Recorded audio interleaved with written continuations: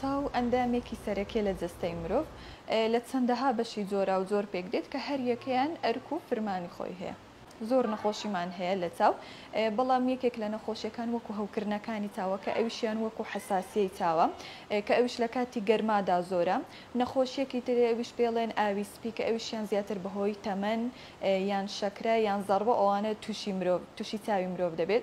و نەخۆشیەکی تریان ئاوی ڕەشی چاوە کە ئەویشیان زیاتر بەهۆی بەرزی زەختی چاوە دروست دەبێت.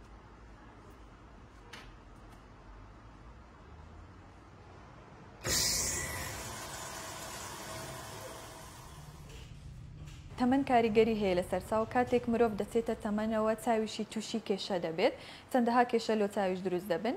یەکێک لەو کێشانە کاتێک مرۆڤ دەچێتە تەمەنەوە هاوێنەی چاوی مرۆڤ نەرمیەکەی خۆی لە دەست دەدات کە ئەوەشیان نزیکی زەعیف دەبێت. ئەوەش لە سەروی تەمەنی 40 ساڵیەوە دەبێت. و یەکێکی تر لە کێشەکان هاوێنەی چاوی مرۆڤ ڕووناکێکی خۆی لە دەست دەدات و کە ئەوەشیان لەو کاتەدا چاوی مرۆڤ تووشی ئاوی سپی دەبێت. و بە تەمەندا چووندا چاوی مرۆڤ تووشی ئاوی ڕەشی و چەوری لە دەوروبەری چاویش خڕ دەبێتەوە و زۆرها نەخۆشی دیکە توش دەبێت.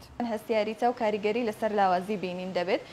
زۆر کەس ئەوانەی کە حساسیەیان هەیە چاویان تووشی وشکی دەبێت، خوران دەبێت، زورانەوە ئاو لێ هاتن ئەو شتانە هەیە کە لە کاتێکدا خوراندن خراپترین کێشەیە بۆ چاوی مرۆڤ، چونکە لەوانەیە خوراندن کێشە بۆ قەڕەنی چاوی مرۆڤ دروست بکات کە زۆر کەس ئەوانەی نەخۆشی قەڕەنی چاویان هەیە یەکێک لە هۆکارەکانیان بەهۆی زۆر خوراندنەوە توش بووینە. و تەمبەڵی چاو دەکرێت بەهۆی کزی چاوە بێت کە ئەویشیان لە یەک چاویان هەردووک چاو دەبێت، یاخود دەکرێت بەهۆی خێلیەوە دەبێت. و ئێمە چۆن دەزانین کەسێک چاوی تەمبەڵە؟ کاتێک کەسێک چاوی زەعیفە و چارەسەری بۆ دەکەی چاویلکەی لۆ دەنووسی بەڵام هێشتا بە چاویلکەوە بینینی ناگاتە 6/6 ئەو کاتە چاوی تەمبەڵە. و لە خوار تەمەنی 9 ساڵیەوە ئەگەری چابوونیان هەیە ئەوەش چارەسەرەکەشی بەبەستن دەکرێت، بەڵام لە سەروی تەمەنی 9 ساڵیەوە ئەگەری چابوونی زەحمەتە.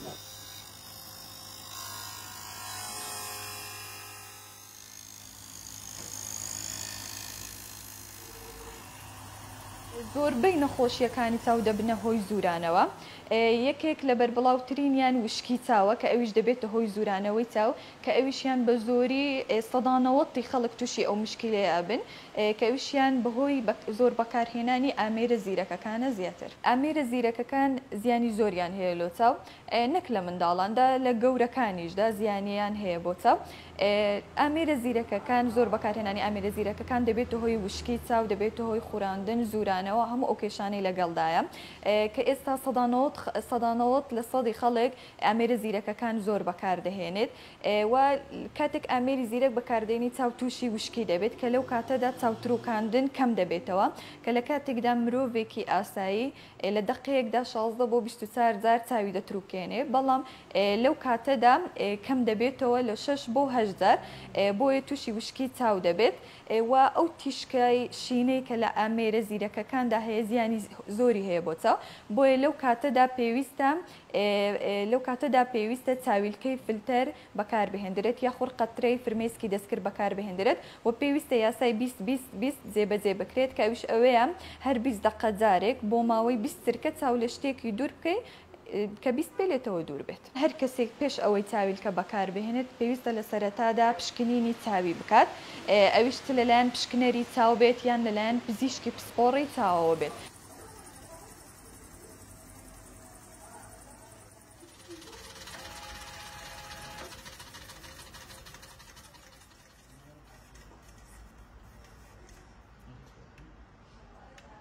زۆربەی ئەو چاویلکانی کە لەسەر شەقام هەیە ئەوانش پێویستە پێش ئەوەی بەکاری بینی فەحز بکەیت، چونکە لەو چاویلکانەدا هیچ ئەوە لەوانەیە کەسێکە چاوێکی لە چاوێکی تر زەحیفتر بێت چکە لەو چاویلکانش هەردوو چاویان دەرەجەی چاویان وەکویەکە یان لەوانەیە ئەستیگماتیزمی نەبێت کە ئەو دەرەجەیە لەو چاویلکانە دانیە بۆیە پێویستە هەر کەسێک پێش ئەوەی چاویلکە بەکار بێنێت پێشتر پشکنین بکات لە کاتی کەمخەویدا چاو تووشی ئازار دەبێت بەڵام زۆر نووسن هیچ مشکلەیەکی نی لە کاتی سەرمادا فرمێسک بە تەواوی بڵاو نابێتەوە بۆ ناوچاو کە لەو کاتەدا چاو تووشی نامۆرتاحی دەبێت و تووشی ئاولێ هاتن دەبێت و لە کاتی گەرمادا فرمێسک زیاتر تووشی بە هەڵمبوون دەبێت کە ئەوەش دەبێتە هۆی سووربوونەوە و ئازار و خوراندن ئارایشتی چاو مکیازکردن کاریگەری و زیانی خراپی هەیە بۆ چاو چونکە کاتێک کەسێک ئارایش دەکا یان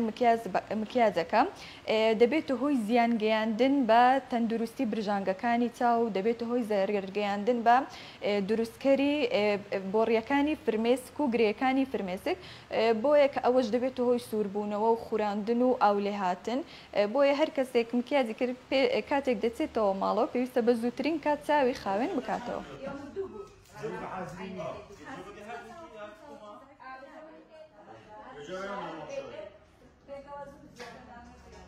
کەسێک پێویستە چاوی خۆی بپارێزێ ئەو کەسانی چاویان زەعیفە پێویستە چاویلکە بەکاربهێنن بۆ ئەوەی چاویان زەعیفتر نەبێت و ئەوانی چاویشیان زەعیف نییە پێویستە چاویلکەی فلتەر بەکاربهێنن یاخود چاویلکەی شەمسی بەکاربهێنن بۆ ئەوەی چاویان بپارێزن.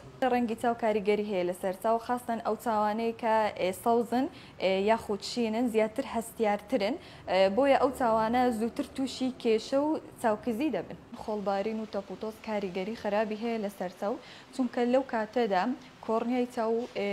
کۆڕنیای چاو ڕاستەوخۆ ئۆکسجین لە هەواوە وەردەگرێت وە فرمێسک بەردەوام دەڕژێتە ناو چاو بەڵام لەو کاتێکە کەش و هەوانا لەبارە لەو کاتەدا چاو تووشی نامۆرتاحی و ئازار دەبێت بۆیە هەموو کەسێک پێویستە لەو کاتانەدا خۆی بپارێزێ و یان یاخود چاویلکە بەکاربهێنێت.